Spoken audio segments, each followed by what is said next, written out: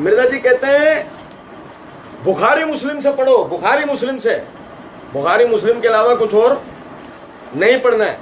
جیسے کہ میں آپ کو مثال دیتا ہوں، مرزا جی کہتے ہیں بخاری مسلم کو چھوڑ کر بزرگوں بابوں کی تاریخ لے کر چلو، حکمرانوں کی لکھوائی ہوئی، تو پھر ظاہر ہے کہ آپ کی عوام تو نہیں آپ کی بات مانے گی. اچھا بخاری مسلم کو چھوڑ کے ترمذی کی روایت پڑھ رہا ہے، اس کے اندھے مقلدین اس کو پھر بھی مان رہے ہیں. یہ دیکھو صحیح بخاری کی جلد نمبر 5 کا صفحہ نمبر 105 کتاب فضائل اصحاب النبی ہے. اس امام بخاری رحمۃ اللہ علیہ اس کو اس باب کے تحت لائیں، باب قول النبی صلی اللہ علیہ وسلم لو کنت متخذا خلیلا. اس کے تحت حدیث نمبر ہے یہ 3660. عمار بن یاسر رضی اللہ تعالیٰ عنہ فرماتے ہیں رأیت رسول اللہ صلی اللہ علیہ وسلم وما معه الا 5 عابد و امراتان و ابو بکر. اب بھائی سننا ذرا بات کو نا، عمار بن یاسر والی روایت پتہ ہے میں کیوں پڑھ رہا ہوں؟ سنو ذرا بات. اس لیے پڑھ رہا ہوں یہ عمار بن یاسر ہی ہیں بقول آپ کے، انہوں نے علی کے ساتھ ہر جگہ نبھایا، جبل میں بھی، صفین میں بھی، شہید ہونے سے پہلے تک، ہے نا. وہ تو کبھی بھی سیدنا علی کے مخالف تو نہیں جا سکتے نا. آپ میری بات سمجھنا. وہ کہتے ہیں کہ میں نے دیکھا ہے رسول اللہ صلی اللہ علیہ وسلم کو اس وقت جب آپ کے ساتھ صرف 5 لوگ ہوتے تھے. آپ کے ساتھ صرف آپ کے ساتھ کون ہوتے تھے؟ الا 5 عابد، 5 غلام ہوتے تھے. وہ امراتان، 2 عورتیں ہوتی تھی. ابو بکر، اور آزاد لوگوں میں ابو بکر ہوتے تھے. اس وقت علی ہوتے تھے نہیں. الا 5 عابد، 5 غلام عربی زبان کے اندر سمجھ لو ذرا بات. غلام چھوٹے لڑکے کو کہتے ہیں، خادم کو نہیں کہتے. عربی زبان میں غلام خادم کو نہیں کہتے. یا ہماری اردو میں غلام لفظ جو ہے نا خادم کا مترادف استعمال ہو جاتا ہے. اور کہتے ہیں میں نے 5 جو ہے نا غلاموں کو دیکھا ہے، 2 عورتوں کو، 1 ابو بکر کو. روایت کیا ہے؟ حکمرانوں کی لکھوائی بھی، تاریخ بخاری مسلم. ہم تو نہیں پڑھ رہے ترمذی مستدرک، نہیں سمجھے. اور مرزا جی کے علم میں ہوگی لیکن میت اٹھ گئی ہوگی پڑھنے سے پہلے. بات آ رہی ہے سمجھ میں بار. اچھا پھر ہمیں فہم کون سا بتانا ہے؟ سلف کا اپنا تو نہیں نا. یہ میرے ہاتھ میں فتح الباری ہے، فتح الباری کی جلد نمبر 8 کا صفحہ نمبر ہے 20. اس کی تفہیم، اس کی تشریح کرتے ہوئے حافظ ابن حجر اسقلانی رحمۃ اللہ علیہ فرماتے ہیں اما العابد فہم بلال و زید بن حارثہ و عامر بن فہیرہ مولا ابی بکر. جو غلام ہیں ان میں کون کون ہیں؟ بلال، زید بن حارثہ، عامر بن فہیرہ جو کہ آزاد کرتے ہیں اب خود ابو بکر کے. یہ آزاد کردہ بھی ابو بکر کے ہیں. فَإِنَّهُ أَسْلَمَ قَدِيمًا مَعَ أَبِي بَكْرٍ، کیونکہ یہ لوگ پہلے اسلام لانے والوں میں سے ہیں ابو بکر کے ساتھ. یہ پہلے اسلام لانے والوں میں سے ہیں ابو بکر کے ساتھ، جیسے کہ طبرانی نے باباستہ عروہ بن زبیر روایت کرا. ٹھیک. اچھا پھر چوتھے ابو فقیہ مولا صفان بن امیہ بن خلف. سمجھ رہے ہیں بات کو یا نہیں؟ یہ تو غلام ہو گئے، ابو بکر کا نام آ گیا. عمل امراتان ہے، اور وہ جو 2 عورتیں ہیں فخدیجہ والاخرى ام ایمن او سمیہ. ایک خدیجہ ہے اور دوسری ام ایمن ہے یا سمیہ ہے رضی اللہ تعالیٰ. سمیہ کون ہے؟ عمار بن یاسر کی والدہ. سنو ذرا بات. مر سے نہیں لے گئی ہوں مرزا جی کو. مرزا جی کے اندھے بہرے لنگڑے لولے مقلدین، اس میں علی کا نام تو کہیں تھا نہیں، تو ہمارا قصور نہیں ہے، انہیں پکڑ لو. تو بھائی میرے ہم تو پابند، ہمیں تو شروع میں مرزا جی نے پابند بنا دیا تھا کہ بتانا کس کا فہم ہے؟ سلف کا، اپنا نہیں. اور جہاں تک یہ بات ہے ہم تو اللہ کے فضل و کرم سے عہدہ برا ہو جائیں گے اپنی طرف سے بات کر کے نا. یہ ذرا سمجھے گا کہ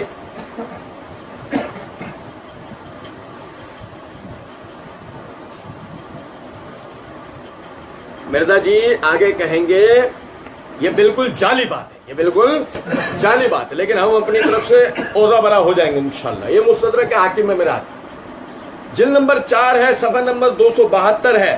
میں اپنی کوئی بات نہیں کر رہا، لیکن اپنی میرا جو نظریہ ہے، ہمارا جو نظریہ ہے، ہمارا اہل حدیث اہل سنت کا جو نظریہ ہے، وہ ہم اللہ کی دی ہوئی توفیق سے سامنے رکھ رہے ہیں۔ امام حاکم رحمۃ اللہ علیہ فرماتے ہیں کس حدیث کے تحت، یہی زید بن ارقم رضی اللہ عنہ والی حدیث کے تحت، وہ فرماتے ہیں کہ حضرت ابو بکر رضی اللہ تعالیٰ عنہ بالغ مردوں میں سب سے پہلے اسلام لائے، اور نابالغ مردوں میں حضرت علی سب سے پہلے اسلام لائے۔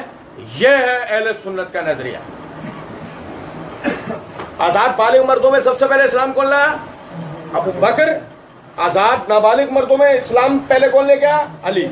دیکھو اللہ کی دی ہوئی توفیق سے آپ میری بات سمجھو، میں عرض کیا کر رہا ہوں۔ دیکھو علی سب سے پہلے اسلام لائے، علی سب سے پہلے اسلام لائے، صحیح؟ ہم کہہ رہے ہیں علی سب سے، ہم نے علمی اعتبار سے کسی کی نفی نہیں کی، علی سب سے پہلے اسلام لائے، لیکن بچوں میں، لڑکوں میں ابو بکر سب سے پہلے اسلام لائے، مردوں میں، عورتوں میں خدیجہ سب سے پہلے اسلام لائے۔ ہمارا مقدمہ بالکل کلیئر، دلائل کے عین مطابق، سلف کی روشنی میں، اپنی کوئی رائے، اپنی کوئی بات نہیں۔ ڈوب کے مرنے کا مقام ہے مرزا اور اس کے اندھے بہرے لنگڑے لولے مقلدین کے لیے کہ سلف سے کٹ کے روافظ کی راہ پر گامزن ہے کہ جی سب سے پہلے علی اسلام لائے۔ دلیل پڑی کیا؟ ضعیف روایت، بخاری سے روایت پڑھتے ہیں نا، لیکن وہاں میت ہو جاتی، وہاں پہلے کون نظر آتا؟ وہاں ابو بکر پہلے نظر آتا ہے، اس پہ اپنے رافضیت کی قبر میں آخری کیل بھی ٹھک جاتی۔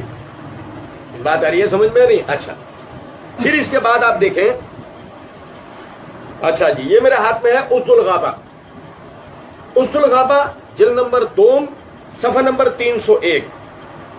امام ابن اسیر جزری رحمۃ اللہ علیہ فرماتے ہیں ایک جماعت علماء کی اس طرف ہے کہ سب سے پہلے اسلام لانے والوں میں ابو بکر ہے، سب سے پہلے اسلام لانے والوں میں ابو بکر۔ پتا ہے روایت، اب جو آگے وہ روایت سنا رہے ہیں وہ کیا ہے؟ اب جو آگے وہ روایت سنا رہے ہیں وہ روایت ہے کہ نیپال میں جو جا کر شام میں زندہ کر کے آ گئے تھے ان کے بیٹے،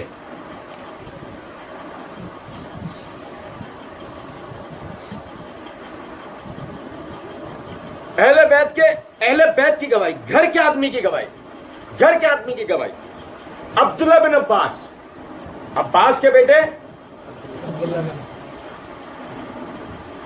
ان کے شاگرد عامر بن شراحیل الشعبی رحمۃ اللہ علیہ وہ بیان کرتے ہیں کہ ابن عباس رضی اللہ عنہ بھی یہ کہا کرتے تھے کہ ابو بکر سب سے پہلے اسلام لائے، اور حسان بن ثابت نے بھی اپنے شعر میں اسی کو بیان کیا ہے، اور عمر بن انبسا اور ابراہیم نخعی کا بھی یہی قول ہے۔ ابراہیم نخعی کا قول ہم نے ترمذی میں پڑھ لیا ہے۔ ہمیں ابو جعفر محمد بن سمین نے اپنی سند سے یونس بن بکیر باحوالہ ابن اسحاق یہ روایت کی، وہ کہتے ہیں کہ مجھ سے محمد بن عبد الرحمن بن عبداللہ بن حسین التمیمی نے بیان کیا کہ نبی صلی اللہ علیہ وسلم نے فرمایا میں نے جس کو اسلام کی طرف بلایا،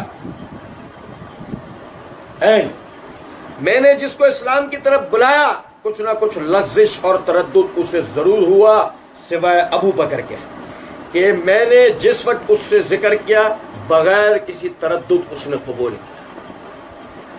اور سنو میں آپ کو بتاؤں میں نے یہ حوالہ کیوں پڑھا ہے، سنو مرزا جی اپنے آباء و اجداد کے نقش قدم پر چلتے ہوئے کہتے ہیں کہ جی باقی تو کافر سے مسلمان ہوئے ہوئے ہیں نا، باقی تو کافر سے مسلمان ہوئے ہیں نا، دیکھ لیں جتنے بڑے بڑے اصحاب ہیں وہ تو مسلمان تو نہیں تھے نا، بعد میں مسلمان ہوئے۔ ٹھوک بجا کے وہ مولائی روافظ والا قول یقین ٹھوک بجا۔ اسی لیے میں نے یہ روایت پڑھی ہے کہ نبی صلی اللہ علیہ وسلم نے فرمایا میں نے جس کے آگے بھی اسلام پیش کیا اس کو کچھ نہ کچھ تردد ہوا سوائے میں نے اس کے آگے اسلام پیش کیا اس نے فوراً قبول کیا۔ ایسے نہیں باقی تو سب کافر سے مسلمان ہوئے، اور دیکھ لو کہ ہمارے وارنٹ نہیں جاری کروا دینا، ابو طالب مسلمان ہوئے تھے،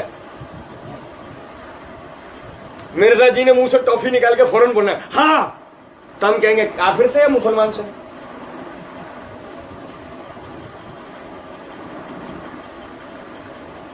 اور نیپال میں دھماکہ ہائیڈروجن بام،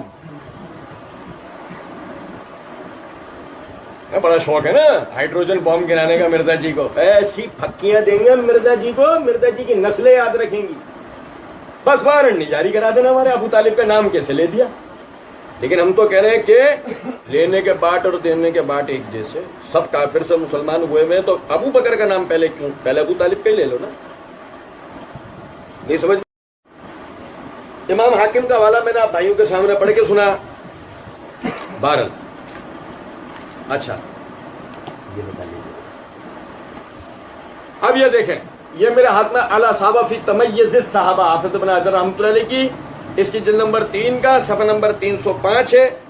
حافظ ابن کثیر رحمۃ اللہ علیہ حافظ ابن حجر رحمۃ اللہ علیہ فرماتے ہیں، امام بغوی نے یوسف بن ماجشون کی سند سے روایت نکل کے وہ کہتے ہیں کہ ہم نے اپنے اسلاف اور بزرگوں کو پایا ہے جن میں ابن منقدر، ربیہ، صالح بن کیسان، عثمان بن محمد وغیرہ ہیں. کسی کو اس بارے میں کوئی شبہ ہی نہ تھا کہ صحابہ میں سب سے پہلے حضرت ابو بکر صدیق رضی اللہ تعالیٰ نے اسلام قبول کیا. بغوی نے عمدہ اور جید سند سے روایت نقل کی ہے کہ یہاں سے جاگ جائیں، بڑی کام کی روایت اور ہے بھی بقول ان کے جید سند کے ساتھ. جعفر بن محمد الصادق اپنے والد امام باقر سے روایت کر رہے ہیں. جعفر بن محمد امام جعفر صادق رحمۃ اللہ علیہ باواسطہ اپنے والد امام باقر رحمۃ اللہ علیہ روایت کرتے ہیں کہ حضرت عبداللہ بن جعفر نے فرمایا. عبداللہ بن جعفر کون ہے؟ جعفر الطیار کے صاحبزادے، رسول اللہ صلی اللہ علیہ وسلم کے چاچا جعفر الطیار، ان کے صاحبزادے عبداللہ، علی کے بھائی، رسول اللہ صلی اللہ علیہ وسلم کے چچا زاد بھائی، رسول اللہ صلی اللہ علیہ وسلم کے صحابی. وہ کہتے ہیں حضرت ابو بکر رضی اللہ تعالیٰ عنہ ہمارے سرپرست تھے اور بہت اچھے ہمارے خلیفہ تھے، ہمارے اوپر رحم کھاتے، ہمارے ساتھ نرمی سے پیش آتے تھے. ابراہیم نخعی رحمۃ اللہ علیہ کہتے ہیں حضرت ابو بکر کو رافت القلب کی وجہ سے ابواہ، نرم دل کا نام دیا گیا تھا. میمون بن مہران کہتے ہیں کہ حضرت ابو بکر نے بحیرہ راہب کے زمانے میں نبی صلی اللہ علیہ وسلم پر ایمان لائے. آپ رضی اللہ تعالیٰ نے حضرت خدیجہ اور نبی اکرم صلی اللہ علیہ وسلم کے درمیان سفارت کے فرائض انجام دیے، اور یہ سب حضرت علی رضی اللہ تعالیٰ کی پیدائش سے پہلے کے واقعات ہیں.